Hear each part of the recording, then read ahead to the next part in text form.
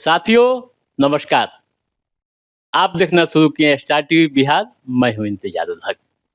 अभी हम मोतिहारी शहर के छतौनी चौक पर हैं। हमारे बीच इस समय आरजेडी यानी राष्ट्रीय जनता दल के अल्पसंख्यक प्रकोष्ठ के राष्ट्रीय महासचिव प्रोफेसर आरिफ हुसैन साहब मौजूद हैं। इसके अलावा मोहम्मद असलम भी हैं, युवा राजद के जिला अध्यक्ष।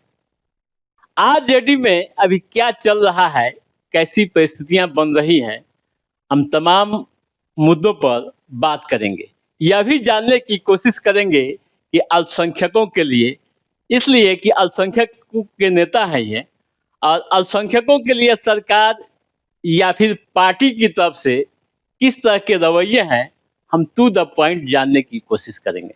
पहले प्रोफेसर आरिफ हुसैन साहब, आपका स्टार टीवी बिहार में स्वागत है। शुक्रिया।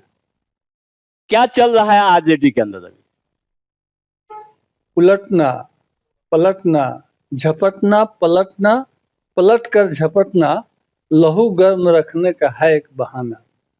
ज्ञानादेश से हमारे मेंबरों की गिनती तो घट गई, लेकिन जनमत जो हमारे साथ है, जनमत संग्रह, और जो समस्याएं हैं बिहार की, उन समस्याओं से हम खेल रहे हैं और उसके निदान के लिए कोशिश कर रहे हैं। आप तो 25 पर सिमट गए, आप कह रहे हैं कि हम खेल रहे हैं, झपटने की बात कर रहे हैं। कैसे झपटेंगे, कैसे, आपका क्या रणनीति? 25 पर सिमट गए। माननीय पत्रकार महोदय, आपने मेरी बात नहीं सुनी। जनमत से नहीं सिमटे हैं, ज्ञानादेश से गए हैं।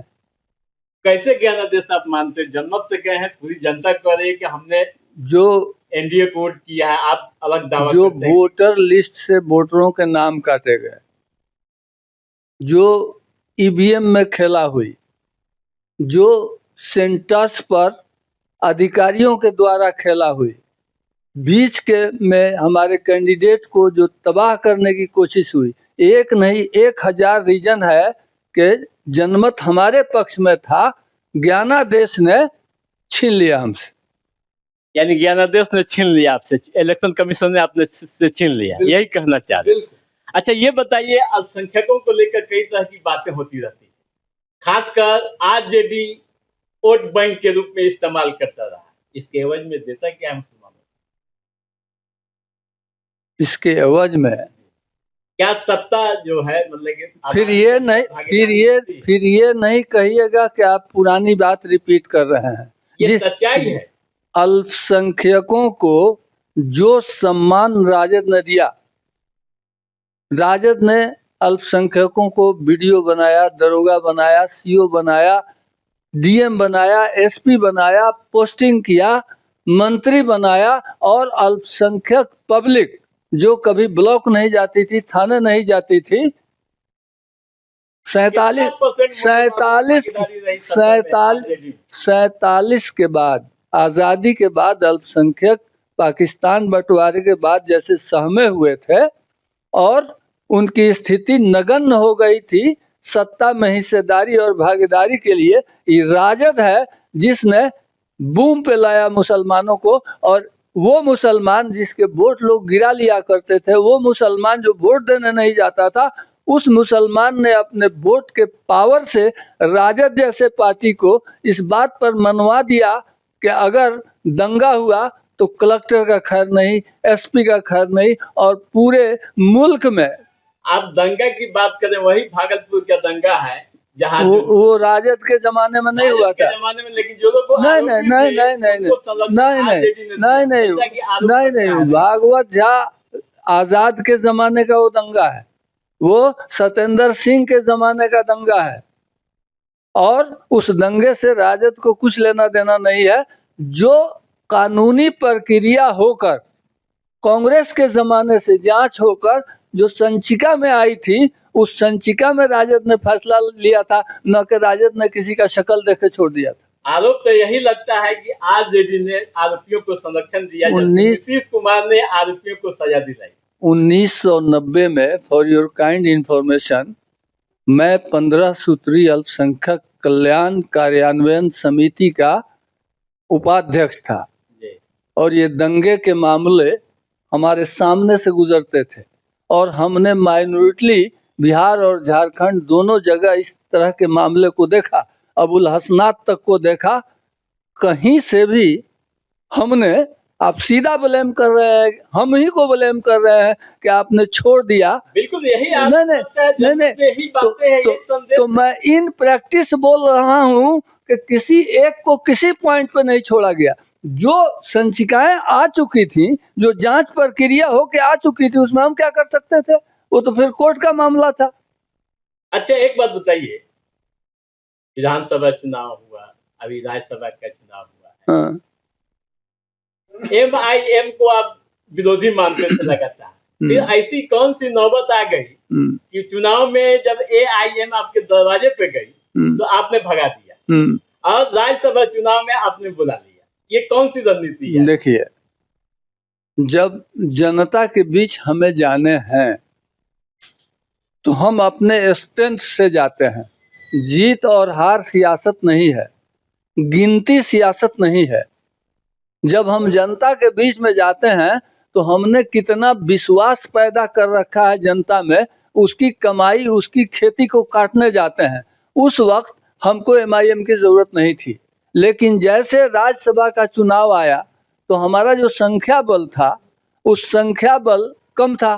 कम संख्या बल में अगर हम जीत की कामना करते हैं, उस चुनाव को लड़ना चाहते हैं, हम जानते हैं कि हमारे पास संख्या नहीं है, तो फिर भी देश के रिक्टर पैमाने पर जो RSS से और भाजपा से लड़ने के लिए बनी है जमात, उस जमात में अगर कोई है तो उसको बुला लेने में क्या बुराई? फिर भी तो आप नहीं जीत पाए, आपने कैंडिडेट को नहीं जीता। देखिए, नहीं जीत पाए, जब हमारे पास वोट ही नहीं था, जब हमारे पास वोट ही नहीं था और हम नहीं जीत पाए, नहीं जीत पाने के गर्भ में अमित शाह जी हैं। क्या क्या कमियां रह गई, कहाँ कमजोरी? बता तो दिए कि अभी जो चुनाव आयोग हो, एक मिनट, मैं राज्यसभा चुनाव में 41 वोटर्स चाहिए, आपने पूरा कर लिया था अपने महागठबंधन सब सहयोगी को, फिर कहाँ कमी रह गई कि आपने? बता तो रहे हैं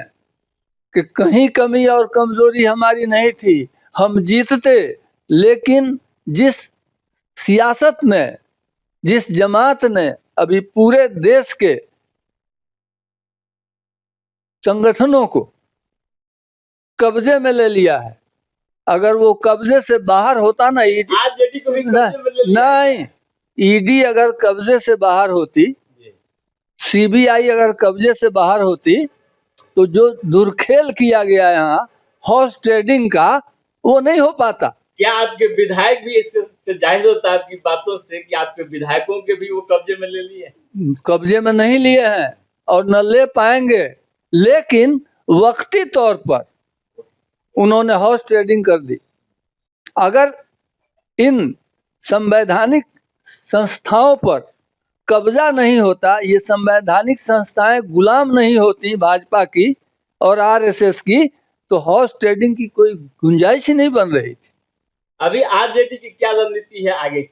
आरजेडी लड़ रही है और आने वाले दिनों में ये जो फासिस्टों के हाथ में जो अभी चली गई है सियासत, विगत 35 साल से जो बैकवर्डों की हुकूमत थी, जो बर्दाश्त नहीं था RSS को और भाजपा को, आखिरकार नीतीश कुमार पर उन्होंने शिकंजा डालकर एन केन प्रकार इस्तीफा कराने की जो बात की, और बैकवर्डों का जो 35 साल का इतिहास है हुकूमत का, नीतीश कुमार के इस्तीफे को आप क्या मानते हैं, किस रूप में देखते हैं? नीतीश कुमार का इस्तीफा जो समाजवादी आंदोलन है, उस आंदोलन का एक पुरोधा की अर्थी जा रही है, समाजवादी आंदोलन नहीं जा रहा है। अगर वो ये सोच रही है भाजपा और RSS के नीतीश कुमार का इस्तीफा करा दो और जो वोट सामाजिक न्याय के लोगों ने देकर वहां हुकूमत बनाई थी 35 साल से, उस हुकूमत को हम हथिया लें,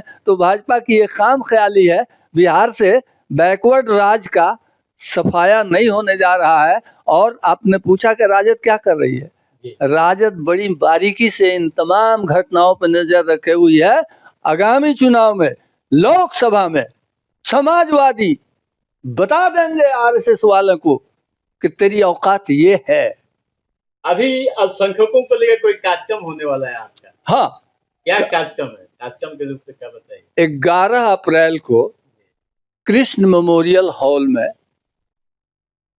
अपोजिशन लीडर जवां साल तेजस्वी प्रसाद यादव, जिनको पार्टी ने कार्यकारी अध्यक्ष बनाया है, उनके सम्मान में उनके पुरतपाक इस्तकबाल के लिए राष्ट्रीय जनता दल के राष्ट्रीय अल्पसंख्यक प्रकोष्ठ ने एक सभा आयोजित किया है, जिसमें तेजस्वी जी आएंगे और उनके कार्यकारी अध्यक्ष बनाए जाने पर उनको इस्तकबाल करेगी।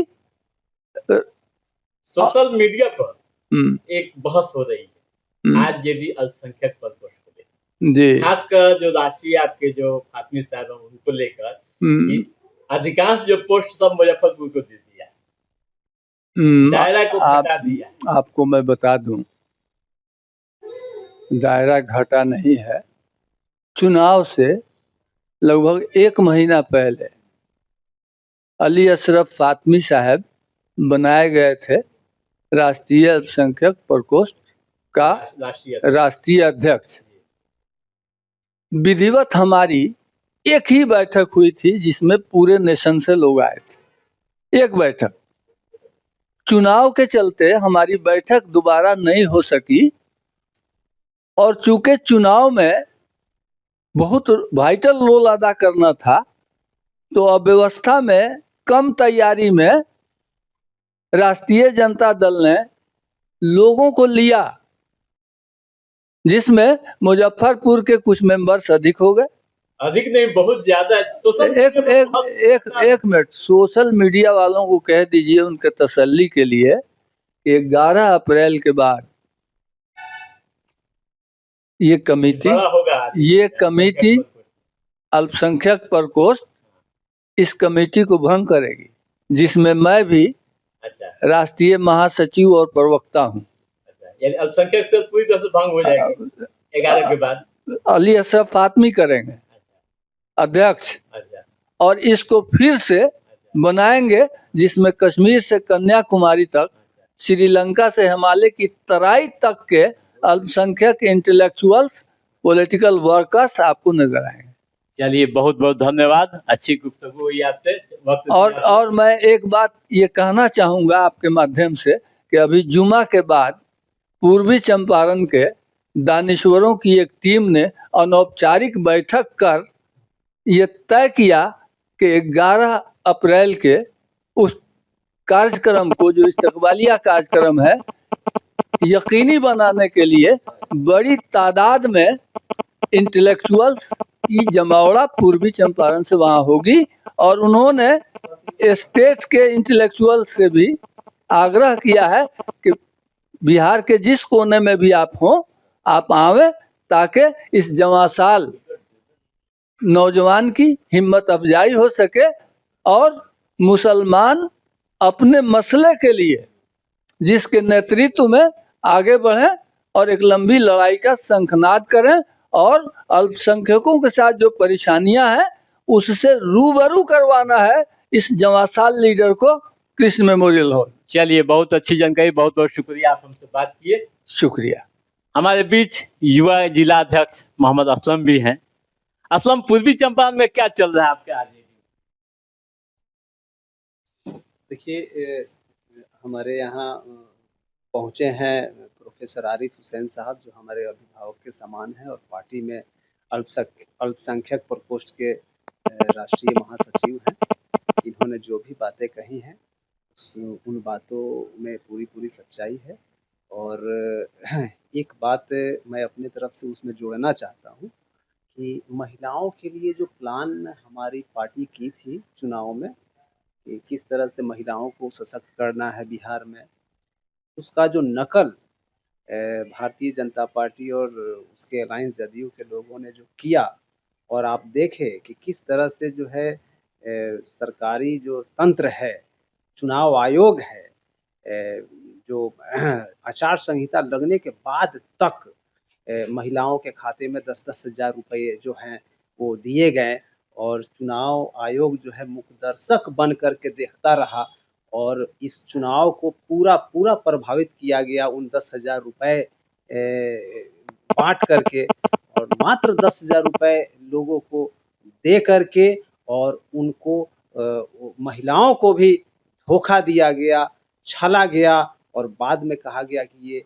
लोन के जैसा रकम है जिसे आपको चुकाना पड़ेगा। ठीक है, ये आरोप तो लग रहा है। आपके संगठन की क्या स्थिति है जिला में, ये बताइए। आरजेडी क्या कर रही है पूर्वी चंपारण जिला में? 12 विधानसभा क्षेत्र है, आप युवा है, युवाओं में कहे तो बड़ी एनर्जी होती है, क्या चल रहा है आरजेडी में पूर्वी चंपारण, ये बताइए।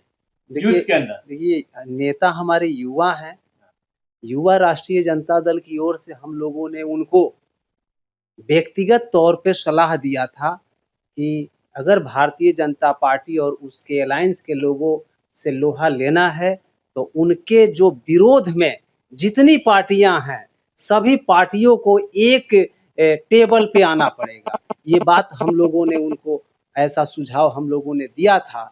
एआईएम के विषय पे भी हम लोगों ने सुझाव दिया था कि उस पार्टी को भी आप विगत विधानसभा चुनाव में साथ लें तो ज़्यादा अच्छा रहेगा। लेकिन हमें लगता है कि उसका खामियाजा हम लोग थोड़ा बहुत भुगते हैं पिछले चुनाव में और आगे रणनीति अच्छे से बना करके हमारे नेता काम करेंगे और जो भूल चूक कमियां हुई हैं उन कमियों को हम लोग दुरुस्त करने का काम करेंगे। नेता तो अपना काम करेंगे, आप पूर्वी चंपारण जिले में क्या आपकी रणनीति है, क्या आप कर रहे हैं, ये तो बताइए थोड़ा सा। देखिए अभी बिहार विधानसभा का चुनाव हुआ है, नया सरकार का गठन हुआ है। सरकार के गठन होने के बाद इनको काम करने का हम लोगों ने मौका दिया है। अब कल से अगर हम लोग सड़क पे आ जाए, इनके एक के सड़क पे आने के लिए तो इन्होंने बहुत सारे मुद्दे छोड़ दिए हैं, लेकिन हम लोग अभी इनको वक्त दे रहे हैं कि आप जिन मुद्दों को लेकर के आप वोट लिए हैं उन मुद्दों पे आप खड़ा उतरिए। यदि खड़ा नहीं उतरिएगा तो अब बहुत ज़्यादा दिन हम लोग चुप नहीं रहेंगे, अब हम लोग रोड पे आएंगे। चलिए, बहुत अच्छी बात। आप थे असम युवा जिला अध्यक्ष पूर्वी चंपारण, आप लोग हमसे बात किए, इसके लिए बहुत बहुत शुक्रिया, बहुत बहुत धन्यवाद टाइम देने के लिए। Thank you.